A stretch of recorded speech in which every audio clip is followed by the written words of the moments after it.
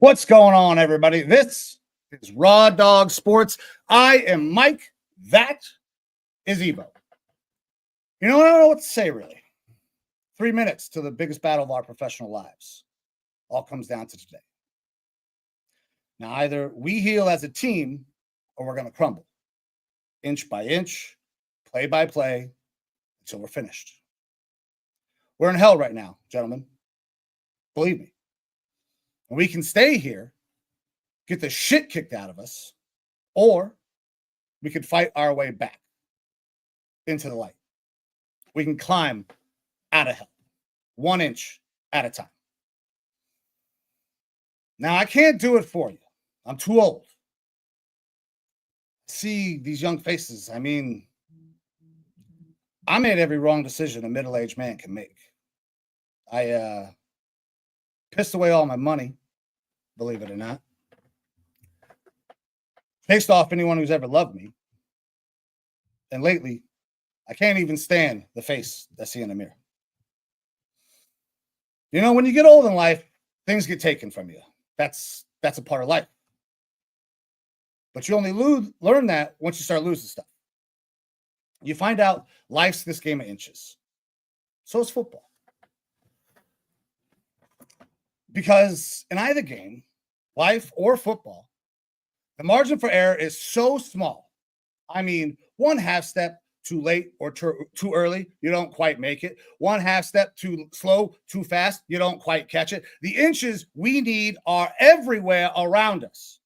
They're in every break of the game, every minute, every second. On this team, we fight for that inch. On this team, we tear ourselves and everyone else around us to pieces for that inch. We claw with our fingernails for that inch because we know that when we add up all those inches, that's going to make the fucking difference between winning and losing, between living and dying. Now, I'll tell you this. In any fight, it's the guy that's willing to die that's going to win that inch. And I know that if I'm going to have any life left in me, it's because I'm still willing to fight and die for that inch. Because that's what living is. It's the 6 inches in front of your face. Now, I can't make you do it. You got to look at the guy next to you. Look into his eyes. Now, I think you're going to see a guy that will go that inch with you. You're going to see a guy that will sacrifice himself for this team because he knows when it comes down to it, you're going to do the same for him. That's a team, gentlemen. And either we heal now as a team or we will die as individuals. That's football, guys. That's all it is. Now, what are you going to do?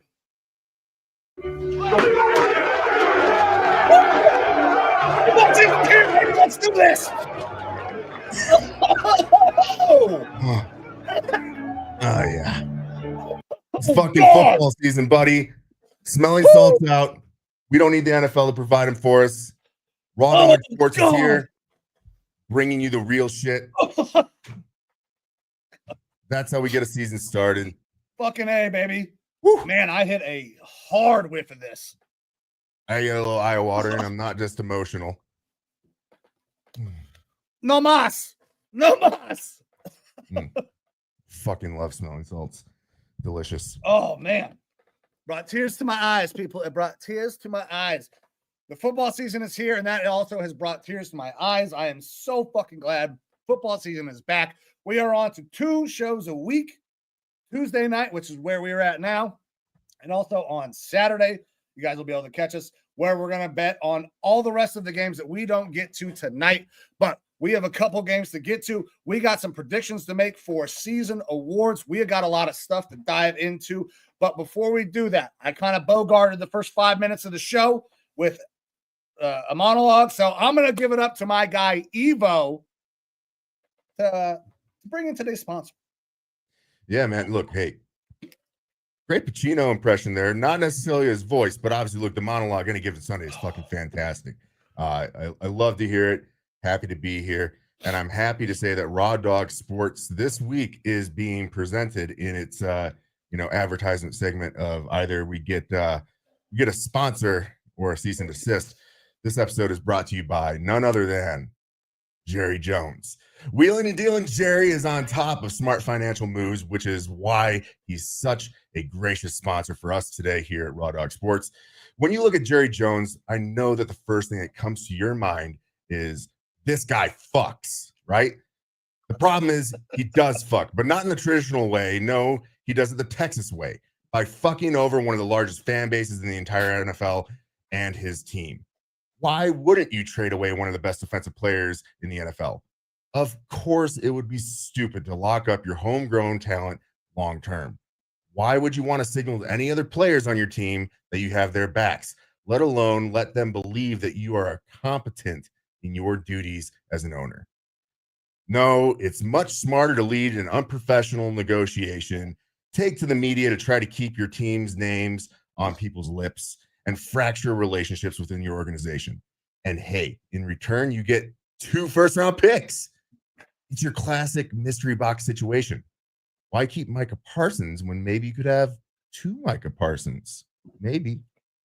And as a cherry on the top, you get Kenny Clark, an Asian defensive tackle. Maybe his PFF scores will get a little bit better next year. Who knows? Oh, yeah, and don't think that we didn't notice the Deron Bland contract, Jerry. The 50th rated cornerback from PFF last season, who's just essentially an interception merchant and not very good at defensive back. Otherwise, is totally worth nearly the same contract as Patrick Surtain, because they're basically the same player, right? Thanks for the sponsorship, Jerry. We'll keep taking your money as you're willing to let us continue to badmouth you and gawk in amazement at how you can keep a franchise mediocre for 30 plus years. Oh yeah. Actually, I was so moved by Jerry's sponsorship today that I have tears in my eyes. Yeah. No, and dude, let me be very clear. Smelling salt will not stop, bro. Oh God. Jerry Jones is not an official sponsor of Raw Dawg Sports. He's completely unaware of this, just like he's unaware of how to run a franchise. Just want to make sure that's clear and that's out there. Can't have that oil money coming after. Took that one, producer Amber. The Cowboys fans are gonna love that one. Yeah. All right, bro. Ron Bland is good at what he does. I think that's the only thing that I said in there that is at all controversial. Ron Bland is good at what he does, and that's kind of being mediocre at cornerback. Based off the PFF scores, I mean, that kind of shows you, and that's not the end all be all, but the eye test also kind of shows you he's so at being a cornerback. He's really good at getting interceptions, and if that's your brand of football, that's your brand of football. Yeah. Well, it's not my brand. I'm really excited for the Browns defense this year. I think we're going to see a lot of pressure, a lot of pressure. But we're going to talk about that later on. Anyways, while I gesture, 2 hands on a dick. We have some, I guess, kind of news. And let me pull this up here. The NFL. Stands for my brain is not working after the fucking smelling. Yeah, they're doing opposite to you, Mike. Apparently, fucking herbal remedies don't mix. No, I should just stick with the broccoli and not the ammonia. The broccoli works. The broccoli actually makes my brain fucking function, I think. This dude, I can't think. However, the massive contract just signed. $90 million extension. Luke Goedeke from the Buccaneers, right tackle from the Buccaneers. Yeah, he gets himself a pretty big fucking contract there, locking down a really good right tackle. in Tampa Bay. One of the better offensive lines out there in the NFL. I thought things were going to kind of be really shaky a couple years ago, but they really turned it around. Luke Goedeke, Tristan Wirfs. Obviously, they go out there and get Barton, Cody Mock, which is your prototypical offensive lineman, missing his 2 front teeth. It's fucking awesome. So $50 million guaranteed on that 4-year deal, $90 million total for the extension for Goedeke. Now, my brain's working a little bit because it was going to lead us into some of the stuff we wanted to talk about today. The NFL now, the award winners, this is something I didn't know before the show. I didn't know there was a Protector of the Year award, so I have to come up with a guy for Protector of the Year.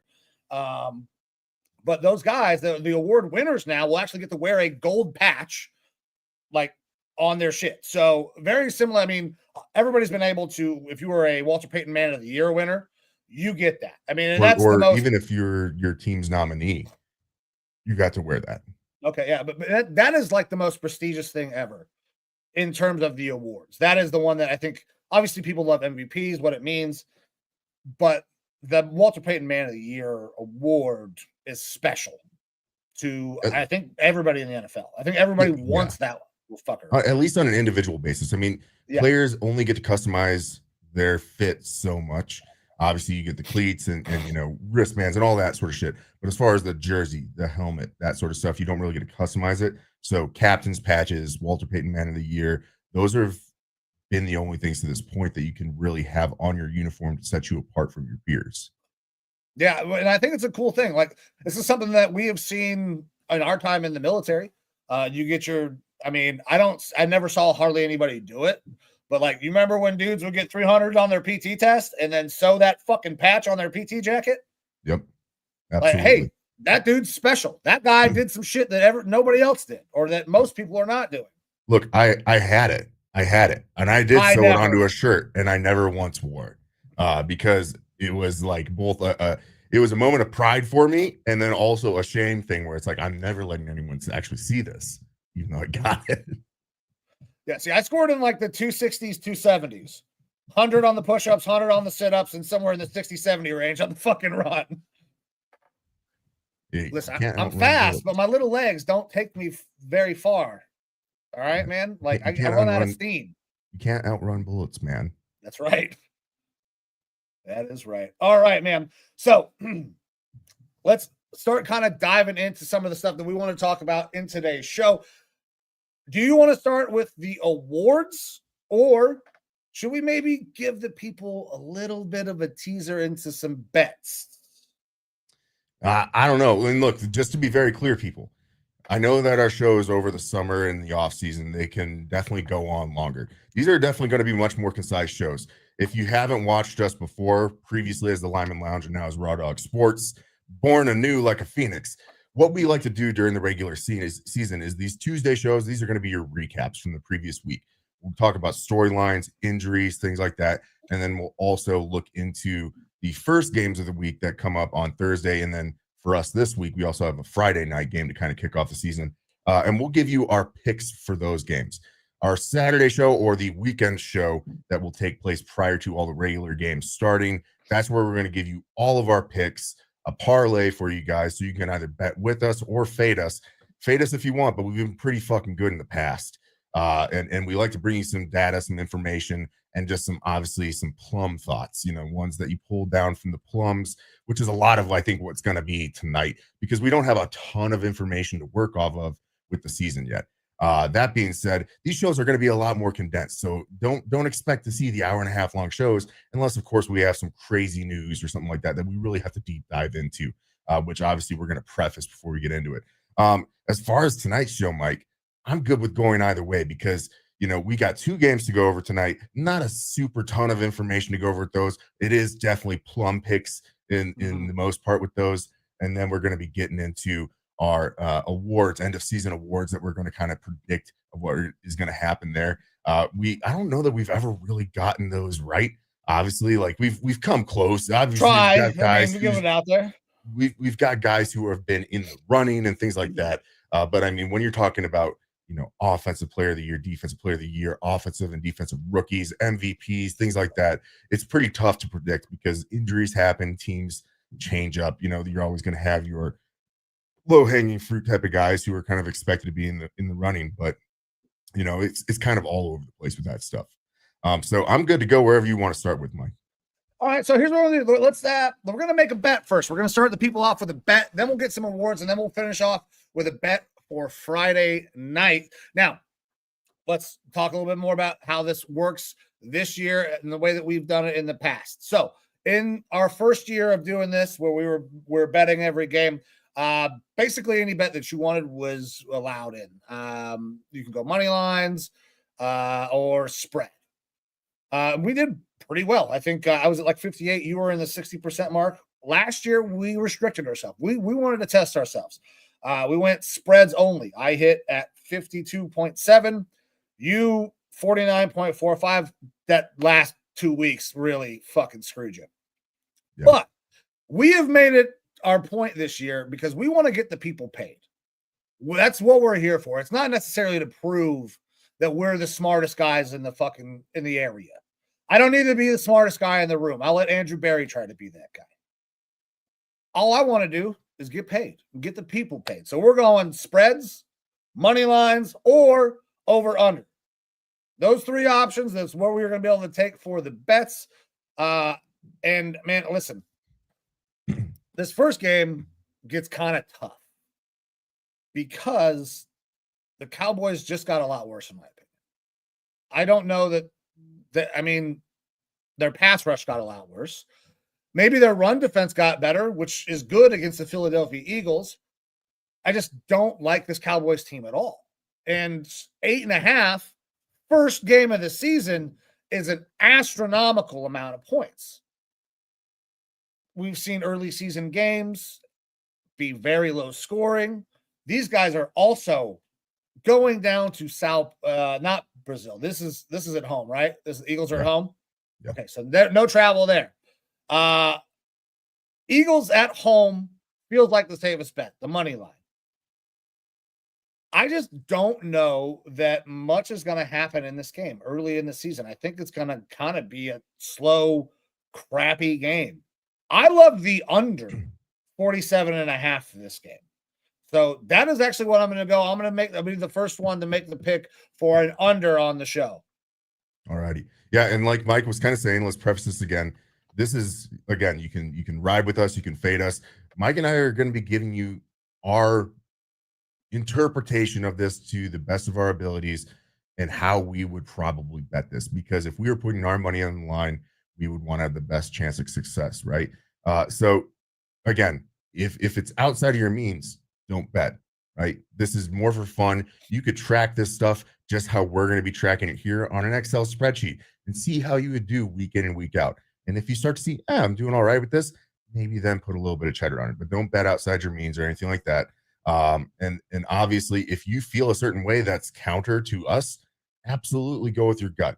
Like it is completely on you to do that. However, we want to give you the best chance at winning some money. And based off of our previous records, which if you're getting 55% of bets right or more, you are making money at that point. So that's what we're aiming to do. Obviously, that low bar is that 55%.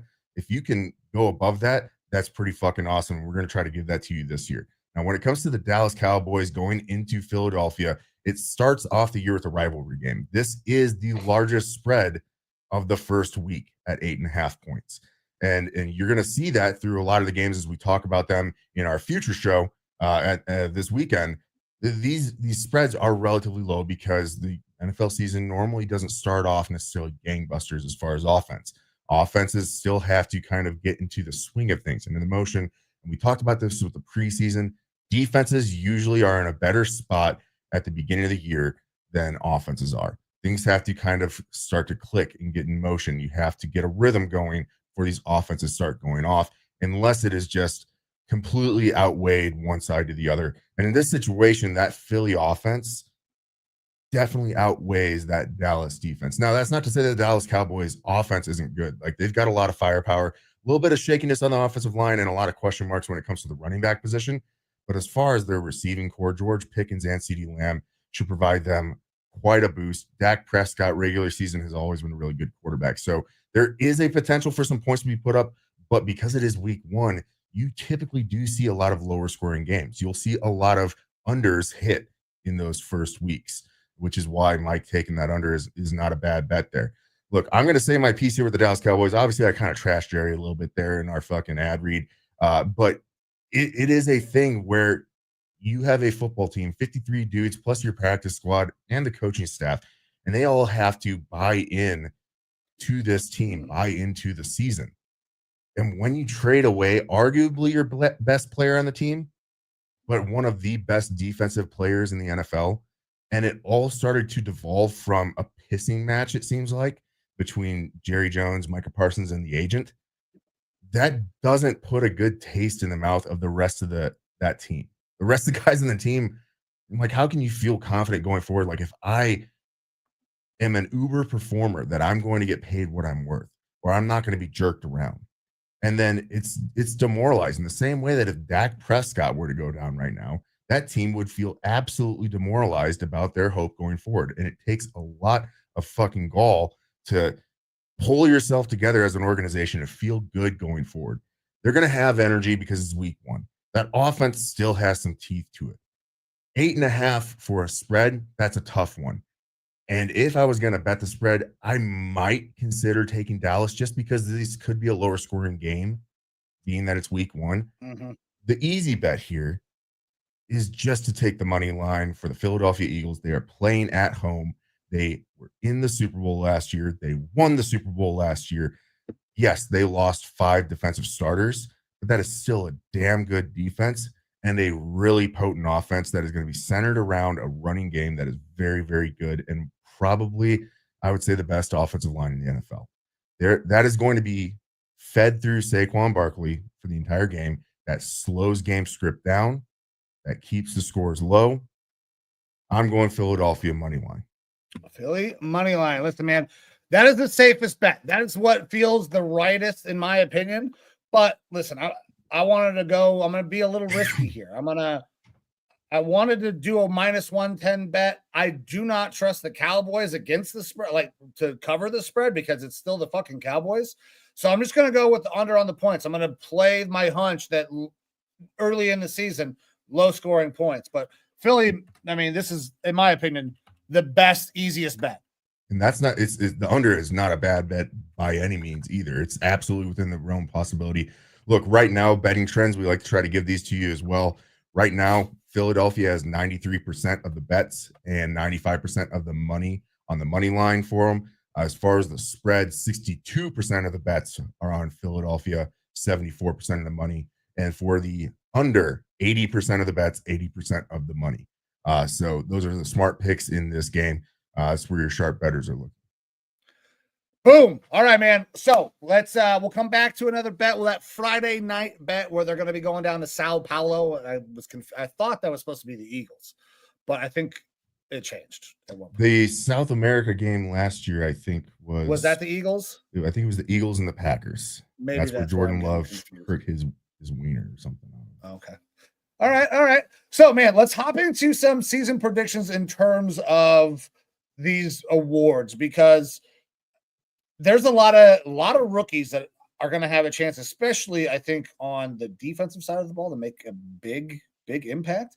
The offensive rookie of the year, normally it's a runaway thing with a quarterback. Maybe not so much this year, because there's a lot of fucking running backs that are going to have a huge role, and some receivers that could have huge roles. So let's start here at the bottom. We'll work our way up in the order in which the tiers I got it. So we'll start with our assistant coach of the year. All right. Look, this is the easy one for me. I'm going Brian Flores, because I think that he absolutely should be a head coach. If it wasn't for the lawsuit that he has with the league, I think that he would have already gotten a head coaching job at least this last cycle. He's done wondrous things with my Minnesota Vikings. He's considered a defensive genius and a madman mastermind. Call it what you will. And the only reason why I really think that he lost that job in Miami was some bullshit that happened down there with Miami, which is why he's trying to sue the league. With Brian Flores, I can't say enough glowing things about him. I think that he's fantastic, and he's going to put together another stellar defense this year. Look, Minnesota ended the year last year as a top 5 unit on defense, and that was with nowhere near the talent that they have now. Now they have an interior defensive line to be reckoned with. They've got guys who are coming into their own in this system, where Jonathan Grenard and Andrew Van Ginkel came in there last year and were gangbusters.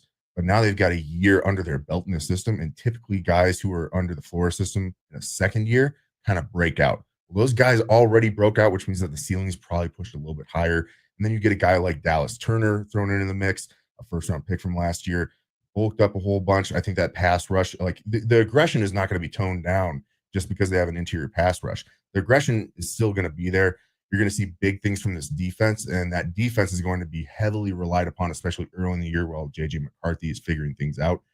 I think that this defense is going to shine on this Vikings team. I think that's why Brian Flores has got to be up there. He's the second highest odds right now on FanDuel for assistant coach of the year. So he's at plus 800. I'm going Brian Flores, not just because I'm a homer, but because it feels like the kind of stars are aligning for him to do really well there. If I had to throw out there a second choice, a second option, I think that Clint Kubiak up in Seattle might get a lot of look.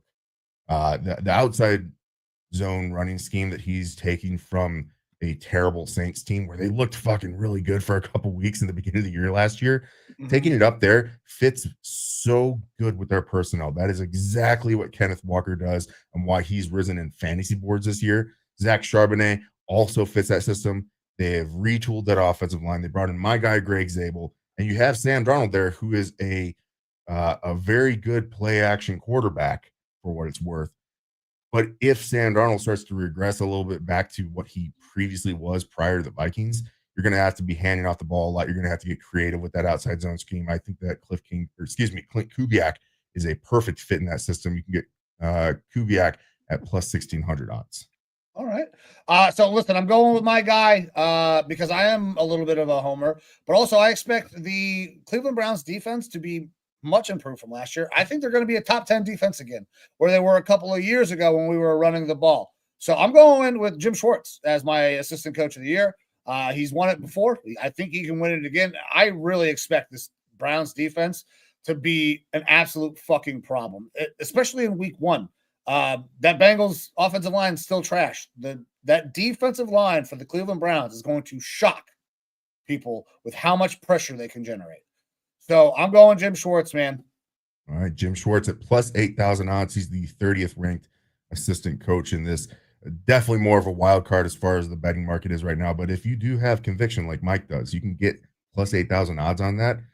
Yeah, that's worth a buck. At least you can throw on that and make yourself 8. Come back. You know? All righty. What do we got up next, Mike? All right, so protector of the year. For me, man, this one's actually, it was not as complicated as I thought it was going to be. As I was kind of sitting here waiting, I was like, man, I need a guy. I need a tackle. Best tackle in football I didn't get to play last year, the whole season. Christian Darrisaw is going to win protector of the year. Your boy. That's right, dude. I would love that, and I was going to go with a non-homer pick. Even though I would love to. I think he's the best tackle in football when he's healthy. Yeah, and look, at plus 3,000 odds, I think that's a fair play there. Obviously, you're going to have some of your normal stalwart type of guys over the top. You have Penei Sewell plus 460 odds, Lane Johnson plus 600, and Trent Williams at plus 700. I would go with Trent Williams probably just because I do think that he's the best tackle in football when he is out there and healthy. The problem is the age thing. If he does get hurt again, it's going to wreck this 49ers team. But until that happens, I kind of think that Trent Williams, best left tackle in football, even though I would love to say it's my boy Christian Darrisaw because I think that he's the next dude in line. I'll go with Trent Williams. I won't be a homer on this one, even though I would love to be. You took that one, and I'll let you have it. Hopefully it is Christian Darrisaw because, look, when he was out there and healthy before the ACL injury, he was absolutely super impressive, doing crazy shit as far as picking up those blocks. So I love me some CD. Hopefully you're right. I know you do. All right, man. You ready to move on to Coach of the Year? Where are you going? Coach of the Year. I'm going Mike Vrabel. I think that they are going to have a big jump there. He's got the attitude. He's got the culture change capability. He, despite all the kind of lackluster years in Tennessee, pretty much always put together a competent team. even when it seemed like the front office was working against him. Now he's got so much more control there with the Patriots. You already see a lot of almost the Belichickisms come out in the press conferences and stuff like that. The culture is changing up there. They had some talented pieces there. Primarily Drake May was the big one, but this roster was so bad last year that any addition was going to make them better. And they did add a lot of different pieces. Some of them might be more mediocre, but they're still going to be a much more competent squad. So I like Vrabel and basically propelling this Patriots team to being relevant again. I don't know if they're making it to the playoffs or anything like that, but I think they're going to be relevant. I think they're going to be competitive. They're going to have grit, and that's the sort of stuff that's going to get Mike Vrabel noticed for this. All right. Braves. So listen, this is a pick that I don't like saying, but based on the way my season records came out, it would be really hard to not pick the coach that takes his team 16-1. So I'm going John Harbaugh. I have the Ravens finishing at 16-1. So if your team is that good, I don't know how you don't win that award. Because here's the thing, that team is going to go through ups, downs. There's going to be injuries. They play a tough brand of football, and they play in the AFC North, which is not an easy place to play. So if they are that good, I don't know how I could pick anybody but that. Now, Vrabel, love the pick, love the idea of taking a team that was downtrodden and then making them competitive, and that guy really, earning that coach because they were bad and now they're good. But to take a team so far, so high, I mean, I think it's going to be possible. I got a lot of props coming for the Ravens in this aspect, which kind of stinks, but I think they're going to be really good. Yeah. What I would say with Coach of the Year, one of the things to kind of consider here is the Ravens, while I do think that they are going to be one of the best teams in the NFL this year, it is because they have one of the best rosters, top to bottom in the NFL this year. And that does kind of play down a little bit on these Coach of the Year projections. What you do want to do when you're looking at these, and again, I don't think that the Pats are necessarily going to be a playoff team. And so I'm kind of going against the grain with what I'm about to say. You almost want to look for a head coach who is relatively new, taking a team that has been downtrodden for at least 1 year, maybe more, and making them a playoff caliber team. And so that's why you have the highest odds right now with Ben Johnson at plus 650. Bears have been dog water. Ben Johnson has been a very good coordinator, and they have a lot of talent on this Bears team. So if he's able to put all that talent, and a lot of it they had last year too, but if he's able to make all this talent work and make them a playoff team in an NFC North that is extremely difficult to play in, then he's got a quick path to being that Coach of the Year. Some other ones that might get brought up, another one that was kind of like my backup, Pete Carroll. Like Pete Carroll has a long history of being a very good coach and then kind of getting pushed out the door when he was with the Seahawks. Yeah. But this Raiders team has a little bit of buzz about them. They also play in a very tough division. And he has the possibility of turning his team into a playoff team in year one. And obviously he is resetting the culture there. So he's one that I would also kind of keep an eye on. All right. I like that. All right, man. On to comeback player of the year. Where are you going with this? Ooh, where are we at here? Comeback player of the year. I mean, Aiden Hutchinson makes a ton of sense, right? Yeah, that's exactly where I was going. And that's why he's got the best odds at plus 270. That being said, I'm going to go with my boy JJ McCarthy. I actually already put money on this one because while he didn't play a snap last year, he didn't get the ball out with the rest of his rookie class and actually compare to them. And so that's kind of set him a leg behind. I obviously think the world of JJ McCarthy. I'm a believer of JJ McCarthy. I've drank the Kool-Aid. You can call me a homer all you want. Absolutely. Just let me have my moment because I really, truly think that JJ McCarthy has the shine about him.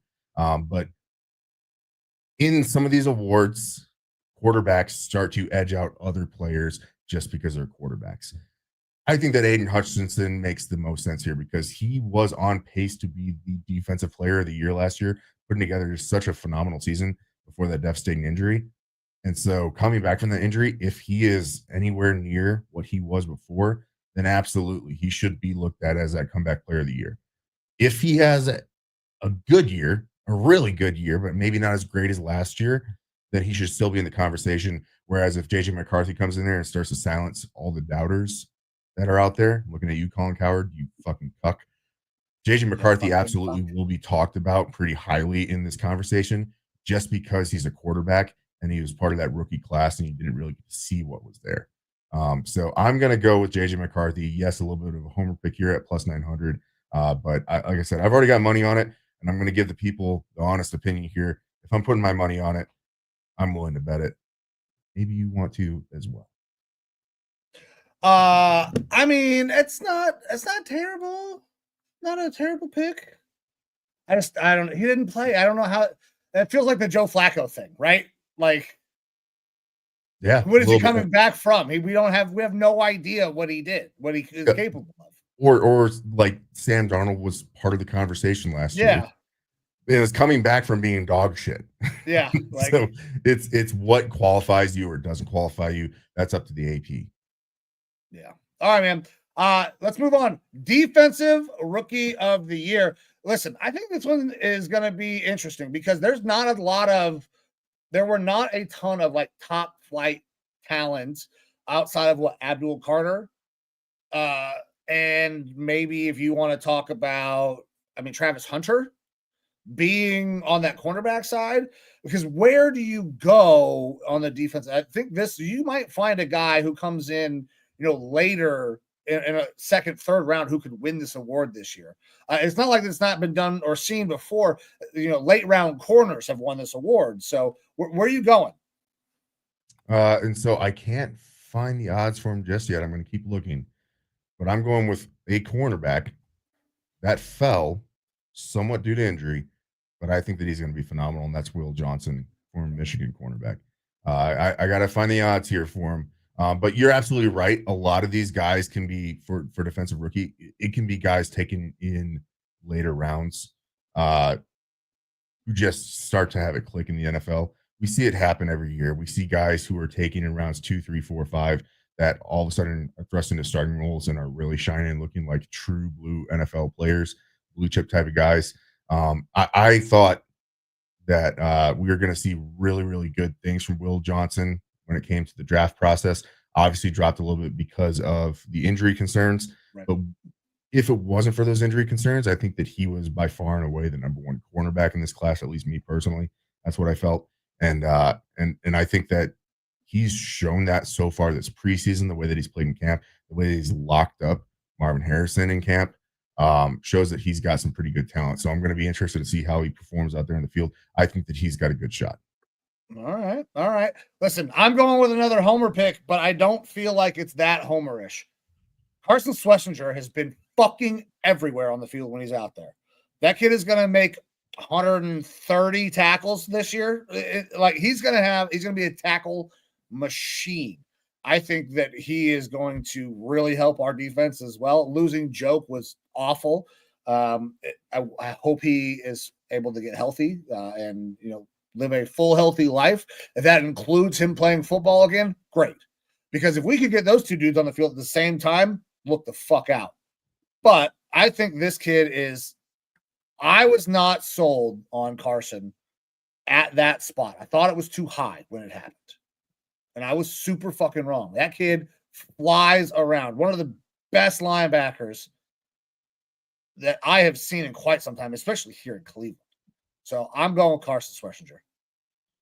Hey, I get it. I just have one question. Why isn't he the individual defensive player on your fantasy team? Why do you got Dre Greenlaw there?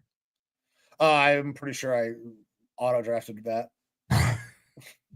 Well, I'm pretty sure if you want to make a on-the-show change, I'm looking just to make sure for you here. All right. I'm pretty sure. Carson Schlesinger is a free agent in our fantasy league. So you go ahead and pull the fucking trigger. All right. Put your money where your mouth is. We'll see. All right, come on. Let's move on to the offensive rookie of the year. This one also, this is a tough pick because quarterback should win this. Cam Ward, right? He plays well. He's going to win this. You think? No. But look, I'm not a huge fan of this quarterback class in general. Cam Ward I believe, yes, is the best in this class, but he's on just a really shitty kind of Titans team.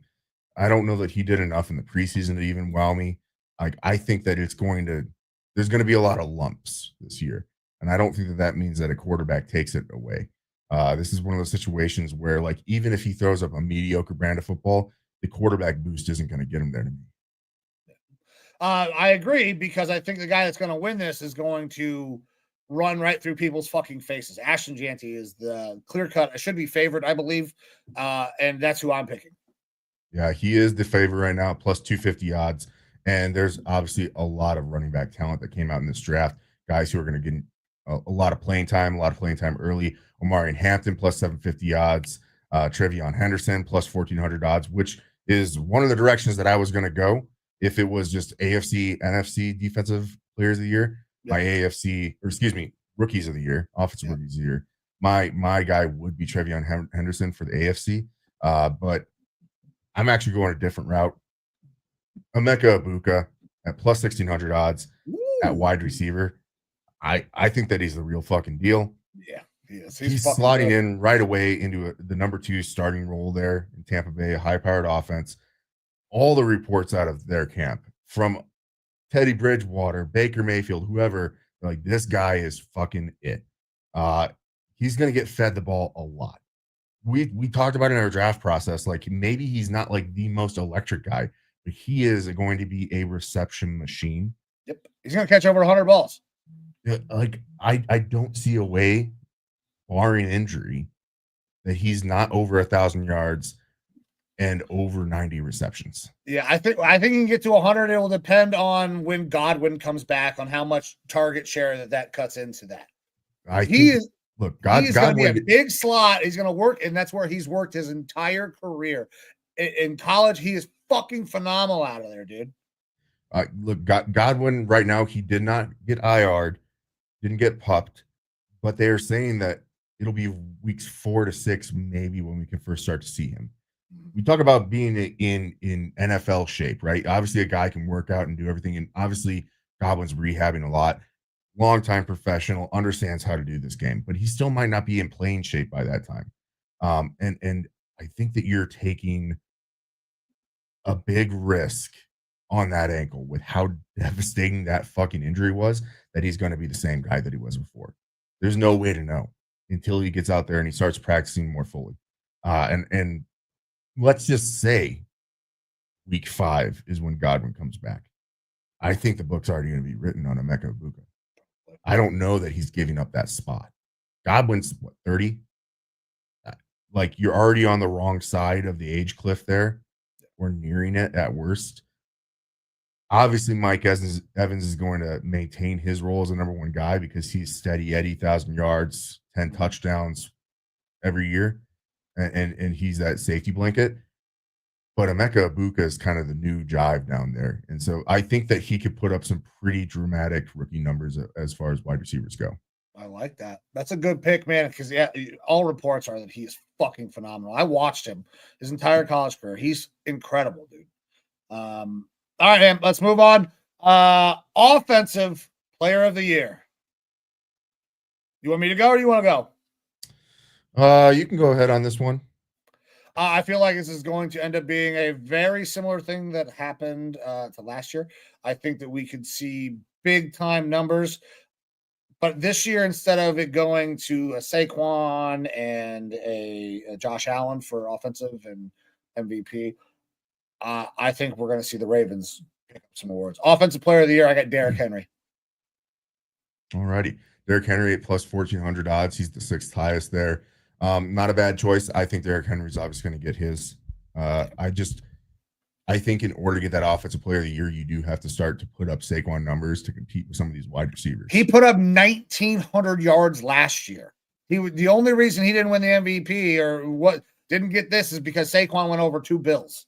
Or 2,000. And that's the thing is, if Derrick Henry put up that same stat line this year that he did last year, then yeah, we're talking about that. But the chance of regression is too high for me. For both Saquon and Derrick Henry, I think that they're both still going to be phenomenal running backs, but regression is probably going to happen to some extent. And that's going to make it tough to compete. specifically with the wide receivers. Yes, Jahmyr Gibbs should have a good year. Yes, Bijan should have a good year. It's going to be the wide receivers, I think, that are going to be very involved. And to me, it comes down to two guys. I would love to say my guy, Justin Jefferson, but I think that we got too much talent to spread around to where it is going to be a heavy mix, and Jefferson isn't going to be the absolute focal point on the offense. It's going to be Jamar Chase or CeeDee Lamb because both of those teams have bad defenses. Both of them have high potent passing offenses that they're going to have to lean on and rely on to stay in games. Jamar Chase obviously has shown, and if you look at the NFL's top 100, there's a reason why he's the highest rated wide receiver there. Like, he's going to get his with a phenomenal quarterback in Joe Burrow and T. Higgins taking some of the heat off him. CeeDee Lamb has been up there right alongside these top three in the conversation of top three wide receivers for years. However, now he's got George Pickens there. George Pickens is going to take some of that coverage away from him. And CeeDee Lamb is going to be able to flourish a little bit. I'm going to go with the safer bet here. I'm going to go with Jamar Chase just because I think it's already locked in that this offense is going to be having to put up 30-plus points a game to be competitive. And so he's going to get fed the ball a lot. Also, it helps me in my fantasy spot, with that first overall pick being Jamar. I'm going to go with Jamar Chase. I think CeeDee Lamb is going to be right on his heels, though. Okay. All right. I mean, yeah. Listen, those offenses are going to have to score shitload of points. Both of them. Yeah. So, makes a lot of sense. All right. Defensive player of the year. Where you headed, brother? All righty. Defensive player of the year. Micah Parsons. No, I don't. Look, I think that Micah, and we've talked about this last week, I think that he's going to be Micah Parsons. I think he's still going to be phenomenal. The change in team doesn't make me feel any better or necessarily worse about his chances and how good he's going to be. Though the back injury stuff is still a little concerning. The L4, L5 juncture fucking issue that he's going to be having to get injections for. It's funny. You get a $188 million contract, and all of a sudden you got some back issues. All I got was 100% disability. Yeah. I know he had it in Dallas, and people thought that he was kind of milking that out a little bit. But it's a little bit more concerning now, obviously, that it's still a thing. Still a thing now that he's with the Packers, and could limit him a little bit. Boy. I'm going to go with Max Crosby. I think that's who I went with last year. But I feel like, we've seen the Myles Garrett's up there. We've seen the TJ Watts up there. Obviously, Aiden Hutchinson was on pace for that. I'm going to bet on Aiden Hutchinson being very good still. But because of the injury, it's going to, it's going to take a little bit to get in the swing of things. Micah Parsons, already dealing with some injury stuff. I think that there's potential for more injury stuff there since he's going to be playing cold weather a lot more potential chance for injury there. And Max Crosby playing in a dome on this defense, I think it's Max Crosby's time to kind of step up and be talked about in that ranks of the top defensive end in the league. I think I went with him last year. I'm going to go ahead and go again with it this year. I really love Max Crosby. I love his style, and I love what he can do in the field. I think that he's got a shot. All right, Matt. Now listen, this award, I think I always favor the pass rusher. Myles Garrett. Yeah, well, listen, Myles is one of the best players in football. I don't know if he's going to win it this year. I think he'll win another one for sure. But there's a shitload of pass rushers, and that kind of the way it always lends itself towards. I think that there's a chance that we could see another defensive back win this thing. We've been kind of up and down on the Jets. I think with the coaching change and the way everything is going to come together for the Jets, I think they're going to play really good defense. And I think we're going to see Sauce be that dude that was the best fucking corner in the NFL as soon as he landed here. I think that there's been so much chaos and shit that's been happening in New York that nobody has performed to the best of their abilities. I think with the new head coach, that could be they could be headed in a positive direction. And I love Sauce's abilities. We just got to turn the ball over more. If he gets 5-6 picks this year, I think that's the guy who wins it. Hey, I thought you were going to go with Pat Surtain. Look, I love me some Sauce, but Surtain was in the conversation last year of being defensive player of the year. If he puts up another season like that, it starts to become undeniable that he's the best cornerback in the league and that he should be deserving of being looked at. It is more difficult for cornerbacks to get this award because their stats are skewed differently. A defensive end or a pass rusher, you get sacks, and you're getting counting stats. 18 plus of those. With a defensive back, the only stat that you get that's like got some shine to it to the general public is interceptions. But it's not looking at PBUs. It is not looking at QBR against them. It's not yards allowed, touchdowns allowed against. Right. Those stats are way more nuanced and not as easy to consume by the public and the AP. Even though the AP probably knows ball a little bit, they still look for those bulk flashy stats, which is the sack number. So you really have to have a cornerback fucking really show out. That's why you could have a guy like a Travis Hunter in years future play really good as a defender and really good as an offensive guy. And that can start to kind of edge him a little bit, where people are going to be looking at Travis Hunter a little bit more if he puts up, 3 to 5 interceptions in a year and has some bulk offensive stats. That might kind of push him. Unfortunately, it's incorrect, but push him a little bit more on the defensive side. Whereas cornerbacks don't get looked at because it's kind of like your best offensive lineman. You never hear their fucking name. That's a good thing because they're fucking rocking it, right? Yep. You don't get those stats. Same thing with the cornerback. You don't get to see the stats as much because they're a little bit more nuanced. So it's tougher for a cornerback for sure. Agreed. All right, man. On to the last one. MVP. Where are you going? Lamar Jackson. Me too. It's a slam dunk, dude. After what happened last year, listen, I think that Josh was deserving of an MVP. Did Lamar maybe have better numbers? Yeah. And was there a huge uproar about what happened when Lamar didn't get it? Yes. If he puts up numbers that are even remotely similar, he's winning the award. Yeah. Look, we had these conversations last year between Lamar and Josh, and it came down to the plum check. Like, plums just kind of felt like, despite the stats and everything, it just kind of felt like Josh Allen was that much more valuable to his team. Mm-hmm. And it wasn't, when I said that much more, it wasn't much. Like, they were very neck and neck. And it just was kind of a plum feel to kind of tip over the edge towards Josh Allen for me and you, I believe.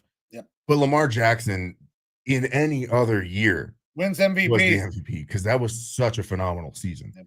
And I don't think that that's going away. So I expect to see very similar stat lines from Lamar Jackson. Also, it'll help my fantasy team. I expect to see that. I think that he's going to have a great year. Yeah, I agree, man. I got him going 16-1. I got him as my MVP. So, all right, man. That's the awards. We got another bet to make, though. We got another game Friday, exclusively on YouTube, I believe, free for everyone. So you do not have to pay for it. Do not go somewhere and pay for this goddamn game. All right? Watch it on YouTube for free. Absolutely. Instead of spending money to go somewhere and watch the game at home and take that money and go get yourself a fucking lotto ticket, because we're up to like $1.3 fucking billion, man. I saw that, dude. I'm leaving here and going to buy another set of fucking quick picks because I would love to be fuck you rich. Yeah. That'd be great. 100%. It'd be great for the program. I can tell you that. Yeah. It'd be great for the program. Man, why is Sydney Sweeney on Raw Dawg Sports? Yeah. She's got a fat check. Yes, she did. Oh, man. Fat things. All right, let's get to this game in Sao Paulo, Brazil. I couldn't help myself. Yeah. Friday night game. It is different to have a Friday night game, but this is Sao Paulo. This is the start off the year, and this should be a good one. Kansas City Chiefs are the away team playing the LA Chargers in Sao Paulo. Right now, the Chargers are the underdog in this game. The spread is +3 for the Chargers, -3 for the Chiefs. Chiefs favored. Over under of 45.5. Mike, what are your thoughts on this game? So I think the Chiefs are going to be very good. I also expect the Chargers to be good. I hate playing unders, so I'm not going to play another one. But I had to do it in game one. That was too many points, especially with the spread that big. Here, this feels like it's supposed to be a close game. 3-point spread. Intense running game that we're going to see out of the Chargers. We're going to see a lot of Omarion Hampton. I expect this thing to kind of get slowed down a little bit And I see this right at the 3-point game. I see this as a 3-point game, so I'm not going to bet the spread because I don't want to fucking push. I am going to take the Chiefs money line. I think that they are going to be really good. Something about all of this time to prep Andy Reid. I know that Jim Harbaugh is a fantastic coach, but give me Andy Reid with shitloads of prep. And this one is a plum pick for me because I don't think that the Chiefs are going to be a bad team, but I like the Chargers in this game. I do like the Chargers. I want to take the money line, the plus 140, because I feel that good about it. However, and yes, right around a 3-point game is right, and we could see a push here. I'm going to take the points for the Chargers. Okay, Chargers at minus 106 odds. I want a little bit of zhuzh on that because the passing attack for the Chargers hasn't been fantastic. Obviously, Ladd McConkey has shown some stuff. Omarion Hampton is a good receiving back as well, one of the better things that he did in college. But he is a big boy. He can run the ball, and obviously that team is set up to run a lot. Kansas City Chiefs, they're the ones who have the passing game that's a little bit more vaunted. That being said, Rashee Rice is out for the first 6 games. That could hurt them a little bit. I'm not sold yet on Xavier Worthy. Like, he was a one-trick pony until the end of the year last year, and I'm fearful that he is still just kind of that burner guy. I felt like he was getting drafted too high in fantasy drafts because I just wasn't sold on him yet. So I think that this game, again, could be a little bit lower scoring because it's first week. It is outside of the country. Things are different. Teams are going to be feeling things out. Caters a little bit more to the run game. I like the Chargers run game options that they have there with Omarion Hampton and that Roman system on offense.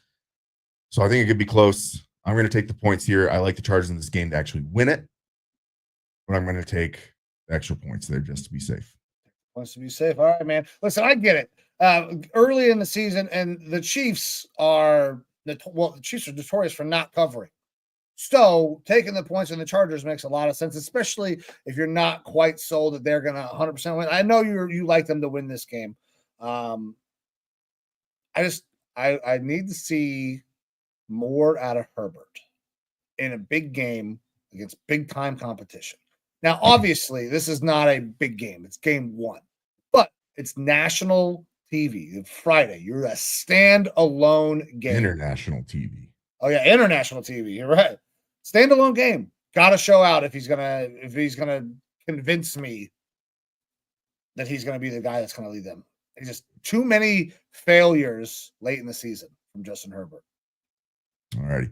And as we look at this for how everyone else is betting, money line, 84% of the bets are on Kansas City Chiefs, 94% of the money. However, for the spread, 55% of the bets are on the Chiefs, 79% of the money on the Chargers. And the under has 85% of both the money and the bets for the under. I couldn't do 2 unders. Yeah. 2 unders felt dirty. But look, it is a true thing. You said it earlier. Week 1, even week 2 and 3, unders tend to kind of hit more.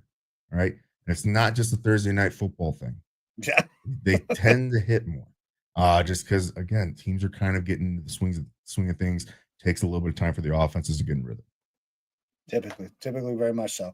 Defenses are almost always ahead of offenses early in the season. But brother, that's it. We are under an hour. First show of the new season is done. We've got some bets made for the people. We've got some predictions on some awards.